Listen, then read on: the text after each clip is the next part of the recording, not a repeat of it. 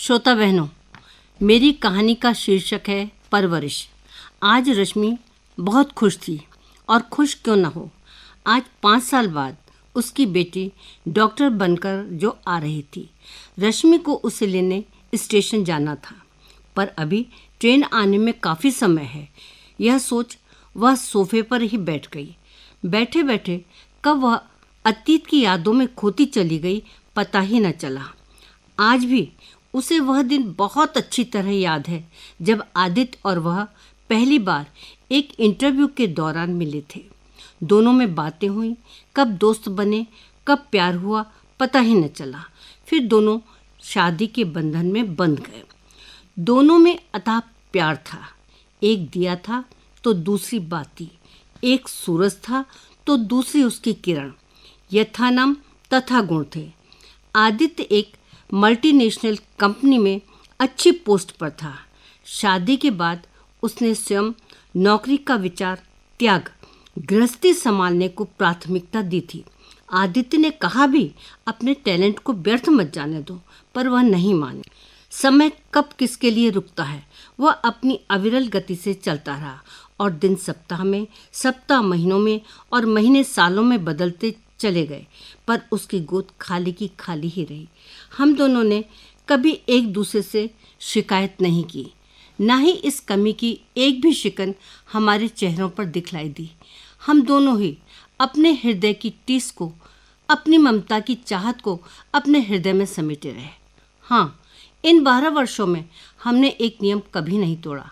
हम प्रतिदिन गंगा जी की संध्या आरती देखने जाते थे, तथा घंटों घाट किनारे बैठ गंगा जी की जल तरंगों में हिचकोले खाते, फूलों से घिरे जलते दियों को दूर तक जाते देखते और शर्त लगाते कौन सा दिया कितनी दूर जाएगा।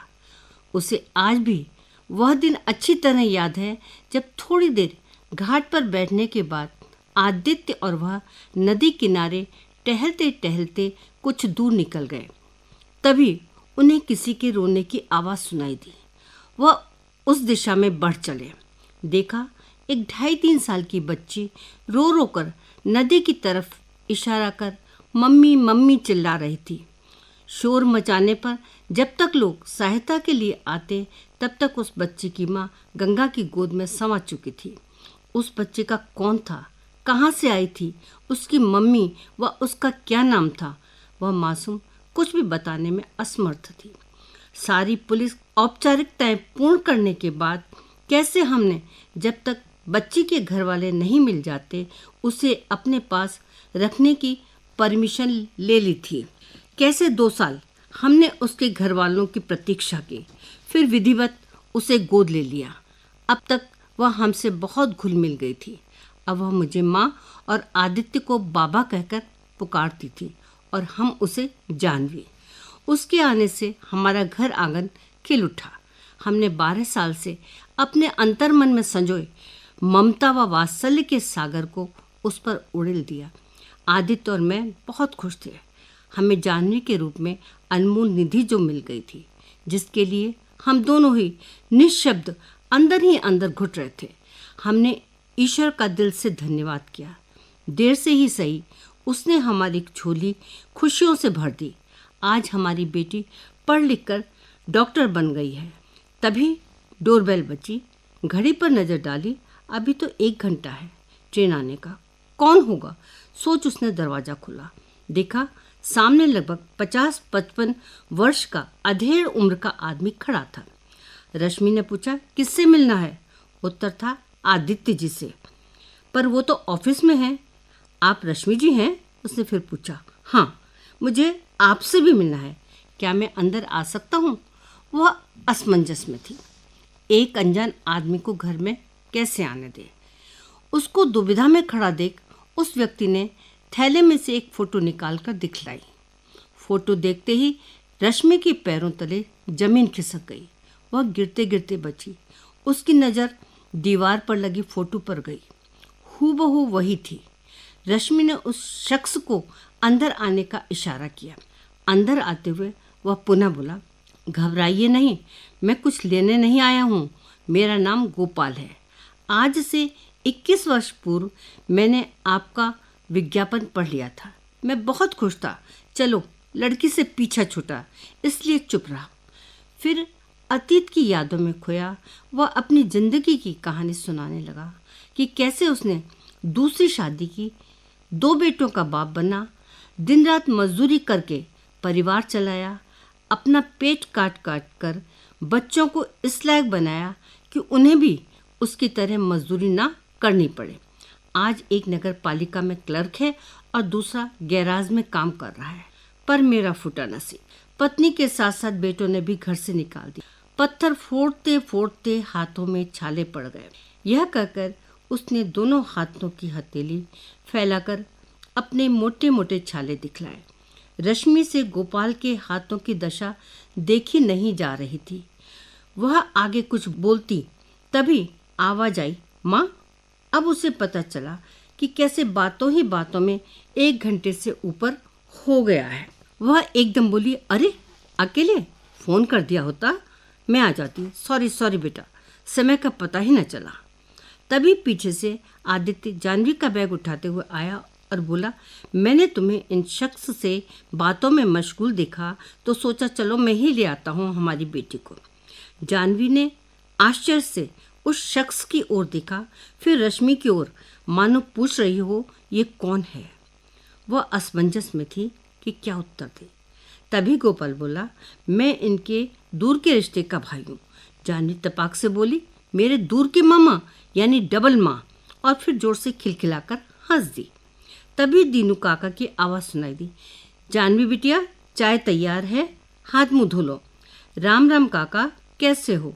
ठीक हूँ बिटिया। जानवी हाथ मुँह धोकर आई तो गोपाल को वहीं बैठे देख बोली, अरे डबल माँ, तुम भी हाथ मुँह धो लो, फिर साथ में चाय पीते हैं। चलो तुम्हें बाथरूम दिखाती हूँ। मैंने आदित्य की तरफ देखा, वह मुस्कुरा रहा था। गोपाल के जाते ही रश्मि ने सारी बातें आदित्य को बता दी और कहा, पता नहीं इसके मन में क्या है। आदित्य ने कहा, घबराने की कोई बात नहीं, सब ठीक है। गोपाल के हाथों के छाले देख जानवी ने पूछा, अरे डबल माँ, क्या कहीं पत्थर तोड़े जो हाथ में इतने छाले पड़ गए? गोपाल बोला, भाग्य में छाले ही लिखे हैं बिटिया। जानवी गोपाल के छालों में मरहम लगाती रही और गोपाल नम आंखों से उसका चेहरा तकता रहा। चाय नाश्ते के बाद सब ड्राइंग रूम में आ गए। जानवी अपना सामान लेकर अपने कमरे में चली गई। इस समय ड्राइंग रूम में नीरवता छाई हुई थी, सब खामोश थे, पर आदित्य निरंतर गोपाल के चेहरे के आते जाते भावों को पढ़ने का प्रयास कर रहा था। उसे लग रहा था जैसे गोपाल कुछ कहना चाह रहा है पर वह कह नहीं पा रहा। आखिर आदित्य ने पूछ लिया, गोपाल क्या बात, कुछ कहना चाहते हो? गोपाल ने नज़र उठाकर देखा। इस समय उसके अंदर अंतर्द्वंद चल रहा था। वह एक अपराध बोध से ग्रसित था। इतना आदर और सम्मान पा उससे रहा नहीं गया और भरभराई आवाज में बोला, मुझसे एक बहुत बड़ा अपराध हो गया है जो शायद क्षमा के योग्य नहीं है। मैंने आपसे अभी तक एक बात छुपाई है। आप एक सम्मानित उच्च जाति के हैं और मैं कोरी जाति का। बिना जात पात पूछे आपने मुझे इतना आदर दिया और जानवी को प्यार दुलार। कहते कहते गोपाल के आंसू छलक उठे। आदित्य ने कहा, आज के ज़माने में जात पात नहीं, इंसानियत होनी चाहिए। हाँ, तुमने एक अपराध जरूर किया है। तुमने कोहिनूर को पत्थर समझकर फेंक दिया और हमने तुम्हारे उस त्यागे हुए पत्थर को सिर आंखों पर बैठा लिया।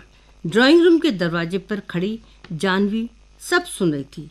उसकी नज़रों में माँ बाबा का सम्मान और भी बढ़ गया था, जिन्होंने एक अनजान लावारिस बच्चे को अपनी ममता, स्नेह व वात्सल्य की छाया में बढ़ाकर एक ऐसा पेशा अपनाने की प्रेरणा दी थी जिससे वह निस्वार्थ बिना भेदभाव के लोगों की सेवा कर सके। गोपाल चलने के लिए उठ खड़ा हुआ। तभी जानवी ने एक थैला उसके हाथों में थमाते हुए कहा, इसमें मरहम और दवाई है, लगाते रहना। हाँ, कभी फिर भाग्य के छाले दिल के फफोले बनने लगे तो बेझिझक अपनी बहन के घर चले आना। कहते हुए वह अंदर चली गई। इस समय उसके अंतर्मन में अपने इस पिता के लिए नफरत भी थी और तरस भी, जिसने अपनी ही बच्ची को लावारिस छोड़ दिया था।